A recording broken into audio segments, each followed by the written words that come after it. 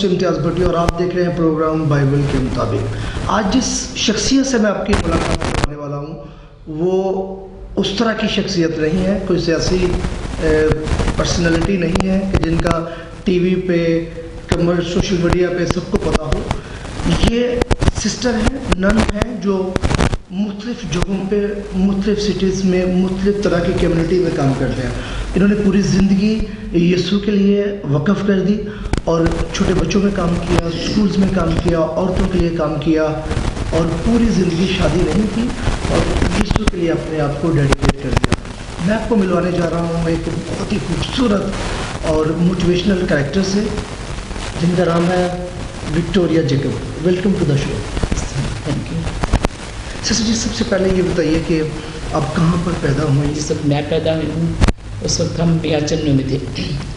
میاں چنو ملتان کا ایک چھوٹا سا ایک شہر ہے۔ میری پیدائش 3 دسمبر 1942 میں ہوئی۔ جب میں تقریباً 7 سال کی تھی پھر مجھے بھی ہاسٹل میں ڈال دیا تھا، حالانکہ دوسری میں جلدی آ گئی تھی لیکن میں تھوڑی بیمار تھی اس لیے مجھے لیٹ ڈالا گیا۔ پھر میں میٹرک تک 10ویں تک میں ادھر ہی ہاسٹل میں پڑھی ہوں۔ پھر جب کلاس 10th میں گئی نا مجھے اچانک خیال ہے میں کہا میں تو سسٹر بنوں گی، جیسے یہ خدمت کرتی میں بھی ایسے خدمت کروں گی۔ بس پھر میں اپلیکیشن لکھی کیونکہ آسانی سے نہیں لیتے سسٹروں میں بھی، بہت مشکل کام ہے۔ تو خیر میں نے اپلیکیشن پاپا جی کو لکھی کہ چٹھی لکھی پاپا کو میں سسٹر بننا چاہتی ہوں۔ میری بہن مجھ سے بڑی پلوٹھی کی سسٹر رفائلہ، وہ آلریڈی سسٹر تھی لیکن وہ گجرانوالے میں تھی۔ تو سسٹر نے کہا کہ اس سے ہی پوچھو، کیا پتہ ہو کہ کسی اور جماعت میں، میرے بہت سی جماعتیں ادھر کیتھولک چرچ میں۔ تو میں نے دونوں کو لکھی۔ میں نے دل میں، آپ سچ کہتے ہیں کہ میں نے دل میں کہا اگر مجھے نہیں اجازت دیں گی میں نے گھر ہی نہیں جانا۔ خیر پاپا جی نے خط کا جواب دیا، بیٹے آپ کی مرضی ہے کہ سوچ سمجھ کے، زندگی آسان نہیں ہے۔ بس خدا کی طرف سے کال تھی اس لیے میں کہا میں تو بنوں گی بس سسٹر۔ لیکن جو بیس ہے میرے سسٹر بننے کی وہ میری ماں ہے۔ میری ماں ادھر ہی لاہور میں ہاسٹل میں پڑھ کے گئی ہیں، سسٹر آف چیریٹی کے پاس، یہ جو ہماری جماعت ہے sister of charity of Jesus نے میری۔ پھر میں آئی، میٹرک کا امتحان دیا، گھر آئی، 2 مہینے کے لیے چھٹیاں تھیں اور رزلٹ آ گیا اور ہمیں تاریخ دے دی کہ تم 2 سپٹمبر کو واپس آؤ۔ اور کیونکہ یہاں تربیت گاہ نہیں تھی سسٹر بننے کے لیے اس لیے مجھے انڈیا بھیجا گیا۔ میرے ساتھ ایک اور لڑکی تھی، ہم دونوں انڈیا گئے ہیں۔ امرتسر میں 2.5 سال رہ کے میں نے ٹریننگ کی ہے۔ پھر جیسے میں نے یہ ہیبٹ مل گئی، میں نے پہلے وعدے کر لیے خدا سے کہ ہم تیرے وفادار رہیں گے، یہ 3 سال کے لیے تھے۔ پھر ہم آگے ادھر آ کے میں نے 6 مہینے کے اندر FA کیا۔ اس کے بعد میں نرسنگ کے لیے کراچی ہولی فیملی میں چلی گئی، وہاں 3 سال تک میں نے جنرل نرسنگ کی۔ اس کے بعد میں دوبارہ آ گئی اور 71 میں گجرانوالے تھے، 71 کی وار لگ گئی، اس وقت میں ڈسپینسر کورس سول ہسپتال میں کر رہی تھی۔ تو وہاں پہ خوب زخمیوں کی خدمت کی، پٹی کیا، جو بھی، یہاں تک کہ بیڈ پین بھی دیے ان کو، تو ان کو ہر قسم کی سہولت ہم نے دی، پٹیاں کرنا سب۔ تو یہاں تک کہ ہم اس ڈریس میں تھے وہ سمجھتے تھے ہم ڈاکٹرز ہیں، سارے ہمارے پاس آتے تھے مریض۔ تو پھر ڈاکٹر نے پسند نہیں کیا، کہنے لگے تم جا کر یونیفارم میں آیا کرو، جو نرسز یونیفارم ہے اس میں نہیں آنا تم نے۔ ہم نے کہا چلو ٹھیک ہے، ہمیں تو ٹریننگ کرنی ہے۔ پھر وہ میں نے ٹریننگ کر لی، پھر میری ٹرانسفر یہاں لاہور میں ہو گئی۔ اب یہ جو میں یہ بتانا چاہتی ہوں یہ نہیں کہ میں نے نرسنگ کر لی تو میں نے نرسنگ کا کام کرنا، نہیں، جو بھی کام ملے گا ہمیں بس ایک ٹریننگ دیتے ہیں۔ اچانک کوئی لڑکی چلی بھی جائے اس کے پاس ٹریننگ تو ہے نا دنیا میں کچھ کام کرنے کے لیے۔ مجھے یہ کہ میں کر سکتی ہوں، کیا کچن میں ڈال دیں، بورڈنگ کے انچارج بھی رہی ہوں میں ٹریننگ کر کے۔ پھر 74 میں مجھے بولا گیا اب مڈ ویفری کرو 4th ایئر، وہ میں نے لیڈی ایچسن میں کی۔ تو اس وقت بھی بہت ڈلیوریاں کی۔ پھر اس کے بعد خدا نے مجھے بڑی مدد کی ہے۔ میں یہ بتانا چاہتی ہوں کہ اس میڈیکل لائن میں خدا نے میرے سے بہت معجزے کیے ہیں۔ میں ڈسپینسری میں بھی عورتیں مشکل کیسز آتے تھے ڈلیوری کے لیے، جو کہ میں خدا پہ چھوڑتی تھی، ہیلپ تو میں کرتی تھی ان کی، لیکن بہت ہی مشکل میں ان کی بلیڈنگ اتنی تیز ہوتی تھی۔ پھر ایک اور گاؤں میں گئی تو وہاں رات شام ہو گئی، جا کے ایک اور سسٹر میرے ساتھ تھی، وہ جو عورت تھی 3 دن سے دردوں میں تھی، تو اس کو نا چھوٹے آپریشن کی ایپیزیوٹمی کی ضرورت تھی، جو میرے پاس تو کچھ بھی نہیں تھا، کچھ نہیں لے کے گئی ساتھ میں کہا نارمل ڈلیوری ہے. خیر انہوں نے مجھے بڑی سیزرز دے دی کپڑے کاٹنے والی. پھر اس کو میں نے اسپرٹ سے صاف کیا. پھر میں نے کہا یہ سن ناصری میری مدد کر، میں اس عورت کی جان بچانا چاہتی ہوں، تو میری مدد کر. پھر جب اس کو دردیں آئیں میں نے اس کو چھوٹا آپریشن کیا اور بچہ ڈلیور کیا. اور میں نے کہا خون تو نے بند کرنا خداوند. پھر ڈائریکٹ پریشر سے میں نے اسٹرائل سویبس رکھے، اور جب میں نے اٹھائے دعا کر کے 2-3 قطرے تھے. ہاں ہلیلویا، پریز دی لارڈ. پھر ایک عورت ہے نا، میں نے ڈسپینسری میں آئی، اس کی نا 7 بیٹیاں تھیں. اس کے آدمی نے کہا کہ اگر اب تیری بیٹی ہوئی تو میرے گھر نہ آنا. خیر وہ بیچاری کسی کو پتہ لگا کہ جو ادھر سسٹر کام کرتی ہیں ڈسپینسری میں، حافظ آباد کی بات ہے، وہ لڑکے ہوتے ہیں. اور مجھے کوئی آئیڈیا نہیں تھا کہ لڑکے ہوتے ہیں میرے ہاتھ سے. میں پھر جب آئی میں نے اس سے کہا، اس کے ساتھ تھی، میں نے کہا بھی دیکھو باسروں جب بیٹی اور بیٹا خداوند کی مرضی ہوتی ہے، اس کو عورت کو نہیں بتانا. تو جیسے ڈلیور کیا تو لڑکا تھا 7 لڑکیوں کے بعد.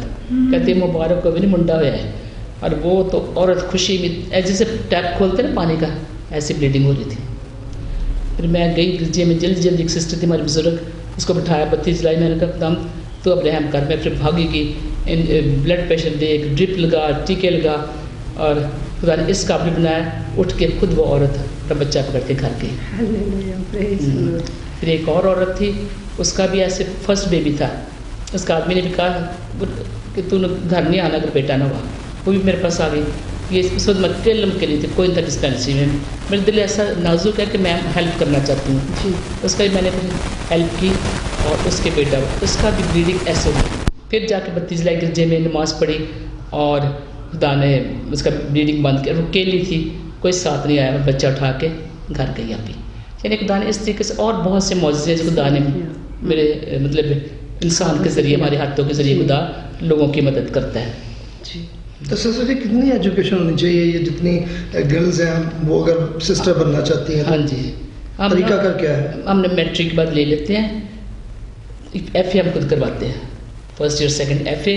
اس کے بعد ہماری جو ریلیجیس ٹریننگ ہے ادھر لاہور میں وہ کرواتے ہیں. چند ایک کو ہم لوگ جو دیکھتے ہیں کافی انگلش وغیرہ بھی بول سکتی ہیں، ان کو ہم فلپینس بھیجتے ہیں. پہلے سری لنکا بھیجتے ہیں، پھر فلپینس بھیجتے ہیں. ٹھیک ہے. تو آپ کوئی میسج دینا چاہیں گے جو لڑکیاں ابھی بننا چاہیں سسٹرز، ان کے لیے آپ کی جو جرنی ہے، کیونکہ آپ نے ابھی کب سے لے کر اب تک جیسے بھی کام کریں، آپ کیسے انکریج کریں گے؟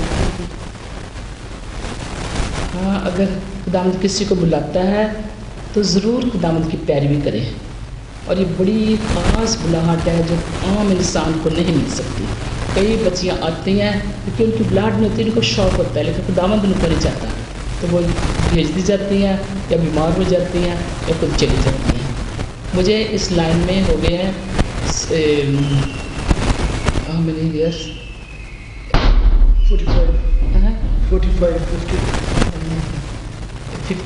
55 ابھی مجھے 55 سال ہو گیا ہے اس لمبے سفر میں. اور خداوند نے ہر حال میں ہر مدد کی ہے. میری جماعت نے بڑی مدد کی ہے، اور میں بہت بیمار ہو چکی ہوں، لیکن خداوند نے مجھے شفا بخشی کیونکہ اس نے مجھ سے کام کروانے تھے.